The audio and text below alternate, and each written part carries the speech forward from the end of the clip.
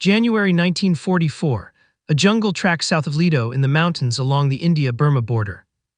A Japanese Army regimental staff officer attached to the 18th Division is going through captured American equipment left behind after a brief contact in the hills. Among the items is a soaked, dog-eared notebook, a soldier's personal log, the kind American troops weren't supposed to keep but kept anyway. The officer, a career infantryman who has fought in China since 1938, flips through it looking for anything of intelligence value. What he finds instead is something stranger, an account of men who march for days without resupply, who fight, and then simply are not there when the counterattack comes. He would not have called it fear. Officers of the Imperial Japanese Army did not write the word fear about American troops, not in early 1944, not about an enemy they still, on paper, considered soft. But in the unit histories and post-war interviews collected from veterans of the 18th Division's Burma campaign, a consistent theme surfaces: confusion, then respect, then something closer to dread, directed at a single American formation that did not fight the way anything in the manual said Americans fought. This is not the sanitized version of that story. This is not the version where American soldiers are simply braver, simply better, simply destined to win. This is the story of a unit that was underfed, malaria-ridden, chronically short of replacements, and thrown into one of the most physically brutal campaigns of the entire Pacific War, and of the men on the other side of the jungle who tried, and largely failed, to explain what they were fighting. They called themselves, eventually, the Marauders. Before that, they had a name only the Army could love, the 5,307th Composite Unit, Provisional. The Japanese who fought them would come to know them by something else entirely. To understand why Japanese testimony about this unit carries weight, you have to understand who was writing it. The 18th Division of the Imperial Japanese Army was not a garrison outfit. It had taken Singapore in February 1942, forcing the surrender of a British and Commonwealth force nearly 3 times its size, one of the most humiliating defeats in British military history, and one the 18th Division's officers were by early 1944 still proud of. From Singapore, the division had moved into Burma, where it had spent nearly 2 years fighting in terrain that punished every army equally. Dense monsoon jungle, mountain ridgelines with no roads, rivers that rose 20 feet in a single night during the rains. These were men who had beaten a numerically superior Western force once already. They were not naturally inclined to be impressed by American troops, whom Japanese propaganda of the period routinely described as pampered, mechanized, dependent on comfort soldiers who would not fight without hot food and could not survive without their trucks. That is what makes the record left by 18th Division officers and enlisted men so striking. When you find genuine surprise in the accounts of men who had already beaten the British Empire's army in Malaya, you are looking at something real. Their disbelief is the credibility. An army that considers itself unbeatable does not invent excuses for losing to inferior troops, and by every account, the Japanese soldiers who met the Marauders in the Hukong and Magong valleys did not consider what happened to them a fluke.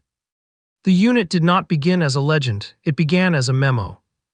In the summer of 1943, at the Quebec Conference, Allied planners were looking for a way to strike deep behind Japanese lines in northern Burma, to cut supply lines, seize airfields, and support the construction of the Lido Road, the overland route meant to resupply China after the loss of Burma had severed the old supply chain. The British had already experimented with long-range jungle penetration under Brigadier Ord Wingate, whose Chindits had marched deep into Japanese-held Burma earlier that year, at brutal cost, to prove the concept was possible. The Americans wanted their own version. The War Department put out a call for volunteers for what the recruitment notice described, with unusual honesty for a military recruiting document, as a dangerous and hazardous mission. Roughly 3,000 men answered, jungle-trained veterans of Guadalcanal and New Georgia, men pulled from stateside training camps, a scattering of former prison inmates given the chance to serve. They shipped out under a deliberately vague designation, the 5,307th Composite Unit Provisional, and trained in India under a program built directly on Wingate's Chindit doctrine. Long marches, mule-supported logistics, air resupply in place of a ground supply line, and an operating assumption that the unit would spend weeks at a time behind enemy lines with no secure route home. Command went to Brigadier General Frank Merrill, a West Point graduate and former military attaché in Tokyo who had studied the Japanese army from the inside before he ever fought it. Merrill was not a natural showman. He was, by the accounts of the men who served under him, quiet, precise, and visibly unwell for most of the campaign. He would suffer a heart attack in the field before it was over. But he understood the doctrine he'd been handed, and he explained it to his men in blunt terms. They were not going to hold ground. They were going to move faster than the enemy expected, hit where the enemy wasn't looking, and vanish before the enemy could organize a response. We are not an army that stands and fights in the way you've been taught. Merrill told his officers before the campaign began, according to accounts collected from Marauders veterans after the war. "We are going to be somewhere else by the time they realize we were ever there." It was a description of tactics. To the men on the other end of it, it would come to sound like a description of ghosts. The campaign opened in earnest in late February 1944, as the Marauders, split into combat teams color-coded orange, khaki, and red, began moving south through the Hukong Valley in advance of and alongside Chinese divisions under General Joseph Stilwell's overall command. The terrain alone was an enemy. Bamboo thickets so dense that units advanced at a few hundred yards an hour, hacking trail with machetes. Leeches, malaria, and scrub typhus, which would eventually take a greater toll on the unit than Japanese bullets did. Mule trains carrying mortars and radio equipment over slopes so steep the animals had to be roped and hauled. On March 3, 1944, at Wallobum, the Marauders executed the maneuver that would define the entire campaign in Japanese accounts.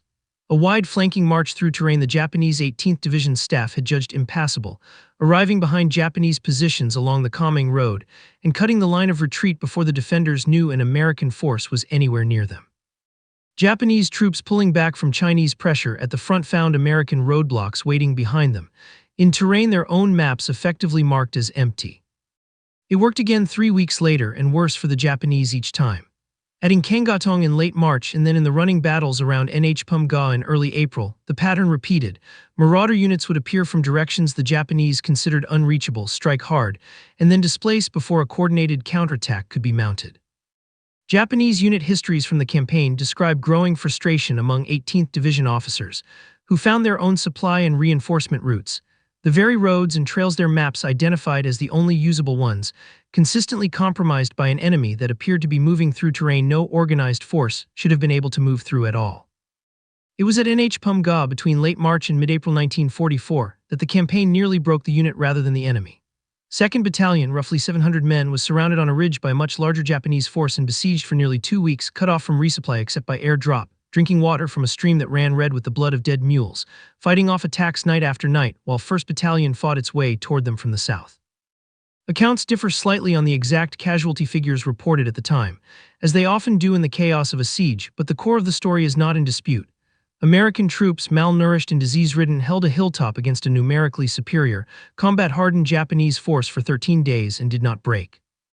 The reputation the Marauders earned was not built by the unit as an abstraction. It was built men at a time, in moments that rarely made it into official reports with any drama attached, because the men who lived them tended to describe them afterward with almost embarrassing plainness. Logan Weston, a Marauder scout and former missionary from Bement, Illinois in his late 20s by the time of the campaign, was one of the unit's most relied-upon point men, the soldier sent ahead, alone or nearly alone, to find the enemy before the enemy found the column. Weston's job, repeated dozens of times over the course of the campaign, was to walk into terrain no one had scouted and come back with an answer to the question of whether it was safe to move the unit through it. He survived the entire campaign. Asked years later what the job had actually felt like, he's remembered as saying only that a man got used to being afraid the same way he got used to being wet. It stopped feeling like something separate from the rest of the day. Samuel V. Wilson from Rice, Virginia, was 20 years old and already commanding scouts for the unit, young enough that other soldiers sometimes mistook him for someone's kid brother who'd wandered into the wrong camp. Wilson would go on decades later to become a lieutenant general and the head of the Defense Intelligence Agency. But in 1944, he was simply one more young man tasked with walking ahead of everyone else into ground that might already belong to the enemy. Of his time with the Marauders, he later said the thing that stayed with him longest wasn't any single firefight, it was the mules, and the sound they made in the dark when the column was moving and trying not to be heard. Colonel Charles Hunter, Merrill's second-in-command and the officer who effectively led the unit through much of the campaign after Merrill's health failed, was a career soldier with none of the mystique later writers would try to hang on the Marauders.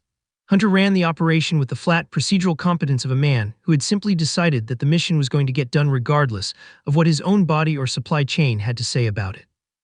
He would spend years after the war arguing, with some bitterness, that the men under his command had been worked past the point any sound command should have allowed, and that their endurance had been mistaken by the outside world for something easy.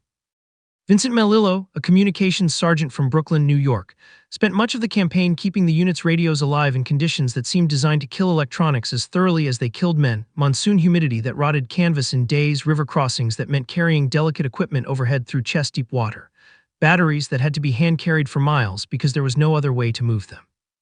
Without functioning radios, the entire doctrine of the campaign strike, displace, call and air resupply, strike again simply did not work. Malillo is remembered by the men who served with him less for any single dramatic act than for a kind of stubborn, unglamorous reliability. The radio worked because he made it work day after day in country that argued otherwise. Asked once what the hardest part of the job had been, he is said to have answered that it wasn't the enemy. It was keeping a machine alive in a place that seemed to hate machines. These four men, Weston, Wilson, Hunter, Melillo, never appear together in a single official report, and accounts of their exact movements on any given day sometimes conflict in minor details, as accounts collected years after the fact often do. But their individual testimony and the testimony of men like them is the raw material from which the unit's larger reputation was built. None of them describe themselves as fearless. All of them describe, in their own understated way, simply continuing, marching the next mile, scouting the next ridge, fixing the next radio, because the mission had not yet ended and there was no one else to do it. These were not men who thought of themselves as extraordinary. That is itself part of why the Japanese testimony about them reads the way it does, because an enemy trying to explain unusual American performance in early 1944 was not looking at supermen. He was looking at ordinary, exhausted, sick men who kept showing up in places they weren't supposed to be able to reach, and who did not stop moving even when every reasonable military calculation said they should have. What makes this story worth telling from the enemy's side is that Japanese officers did not simply lose to the Marauders and move on. They tried, in the language available to them, to account for what they were experiencing, and the record of that attempt is itself revealing. Japanese Army doctrine of the period placed enormous weight on terrain analysis. A competent staff was expected to identify, in advance, every route an enemy force could plausibly use to approach a position.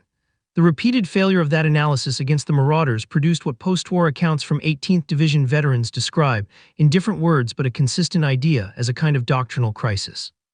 If the terrain assessment was sound, and the enemy kept arriving through terrain judged impassable, then either the terrain assessment was wrong, or the enemy was operating by different rules than any force the division had faced before. Interrogation reports and unit records from the Burma campaign describe Japanese officers referring to the Americans' apparent indifference to conventional logistics, their willingness to operate for days at reduced rations, resupplied only by air, without the fixed supply lines Japanese planning assumed any modern army required. Some Japanese accounts from the period reach for language that, translated loosely, comes out something like the vanishing tactic, a description of an enemy that struck and then displaced before retaliation could land, leaving pursuing troops chasing an opponent who was, by the time they arrived, simply gone. It is this quality, appearing from ground judged unreachable, and disappearing before a response could be organized, that Japanese soldiers in Burma are remembered as associating with the idea of ghosts. Not literally, no serious military account claims Japanese troops believed they were fighting supernatural enemies.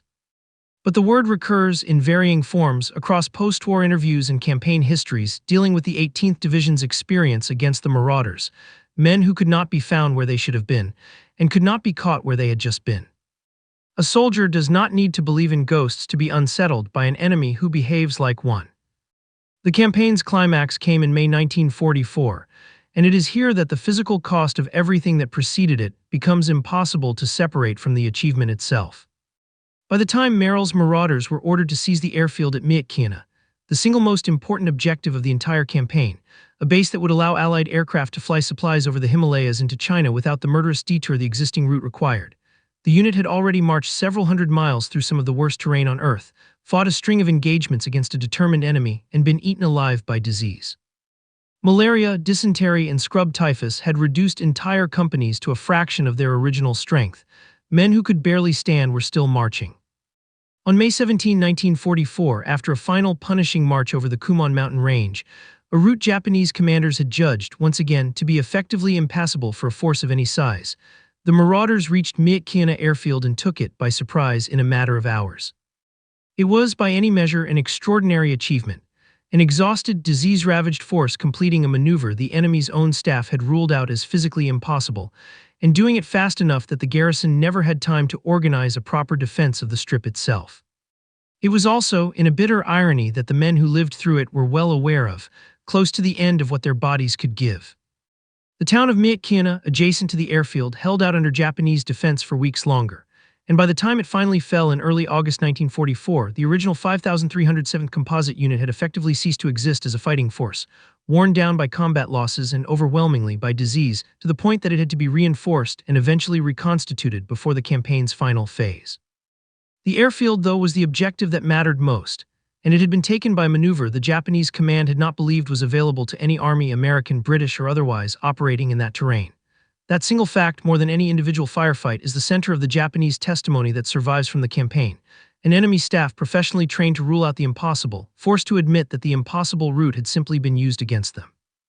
Return for a moment to the staff officer who opened this account, the man going through a captured notebook in the hills south of Lido in January 1944, trying to understand an enemy he did not yet have a name for. Post-war accounts and unit histories from surviving members of the 18th Division describe a generation of Japanese officers who, in the decades after the war, revisited the Burma campaign with a kind of professional humility they rarely extended to their other defeats. Singapore, in their own accounts, had been a triumph of aggression and audacity against a larger but poorly led enemy. Burma against the Marauders was remembered differently, as a campaign in which a smaller, sicker, worse-supplied force had nonetheless consistently arrived where it was not supposed to be able to arrive, and disappeared before it could be made to pay for it. Some veterans of the campaign, interviewed decades later by historians researching the Burma theater, described a lingering respect that had never fully curdled into the bitterness so common among defeated soldiers. They had lost to an army they believed, going in, could not match their own discipline or endurance. What the campaign taught them, several are recorded as saying in one form or another, was that discipline and endurance are not the exclusive property of any one army, and that an enemy willing to march through terrain you have already ruled out is an enemy your terrain map cannot help you against.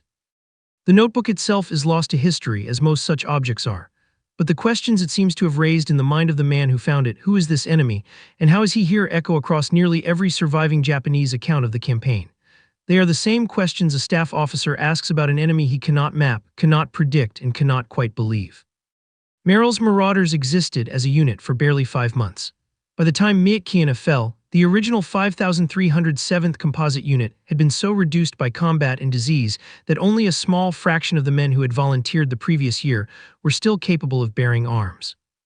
It was one of the shortest-lived formations in American military history, and arguably one of the most effective, measured against what it was asked to do and the resources it was given to do it with. What the Japanese testimony leaves behind is not a story about superhuman soldiers. It is a story about an enemy who, through sickness, exhaustion, and terrain that should by every rational calculation have stopped them, kept arriving where they were not supposed to be able to arrive, and vanishing before the reckoning could come. That is not a legend. It is a pattern, documented independently by the men who were on the losing end of it again and again, in a campaign that gave them every reason to expect otherwise.